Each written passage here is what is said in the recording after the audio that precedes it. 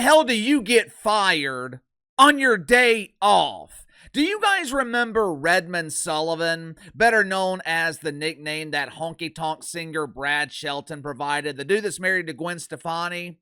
Brad calls Redmond Sullivan Old Red, and I'm sure Redmond Sullivan prefers to call Brad as often as possible. But anyway, Redmond Sullivan is a member of the women's fencing team at something called Wagner. Initially, I thought Wagner was the name of the local chapter of the YMCA. Join us at the Wagner YMCA, where men become women and real women are not allowed. But as it turns out, Wagner is a college on Staten Island. It's a private college that is associated with the Lutheran Church. Keep that detail in mind. Redmond Sullivan is a member of the women's fencing team at this prestigious university. A university that is so small, they don't even call it a university, they refer to it as a college. Apparently, descriptions and pronouns are constantly changing at Wagner. I guess they encourage their students to be who you want to be.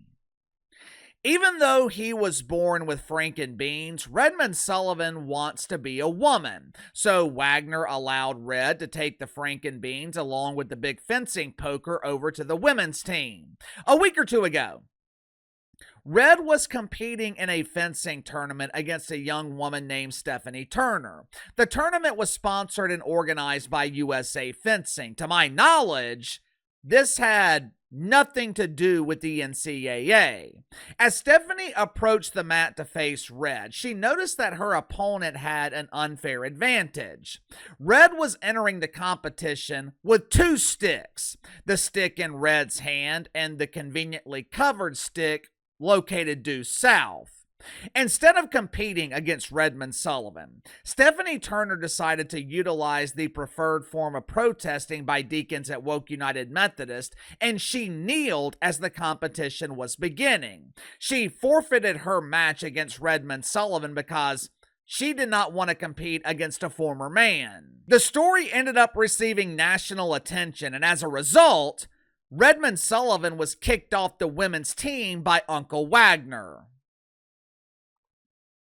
Make sure to like and subscribe. You can follow me on Twitter at KC_BTL84. If you happen to stumble upon this video, be sure to check out my main channel, Behind the Line. Link to the main channel is in the description below. I'm sure some of you are thinking, this is great! Woke U is finally doing the right thing and not allowing Franken beans and catering on the women's team.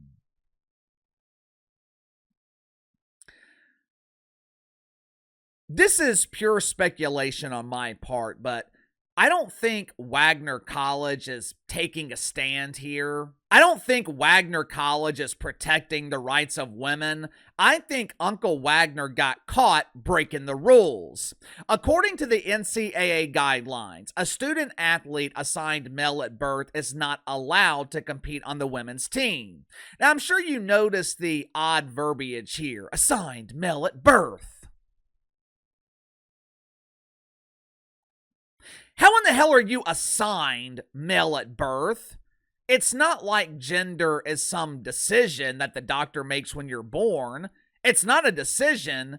It's more of an observation. When you're born, the doctor takes a look down below. If he notices a tiny protrusion down there that's not the umbilical cord, the doctor determines that you're a dude.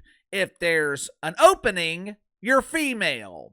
There's no assigning that takes place. It's a simple observation. Like their good friend Uncle Wagner, the NCAA, they did not implement this policy to protect women. The NCAA implemented this policy to protect themselves.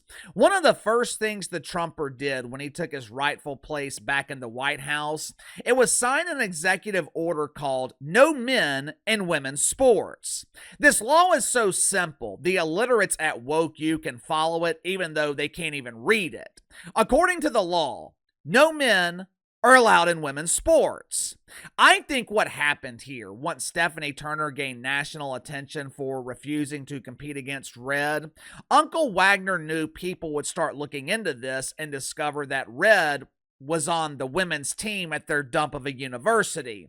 So, in order to avoid mainstream ridicule and controversy, they kicked Red off the team.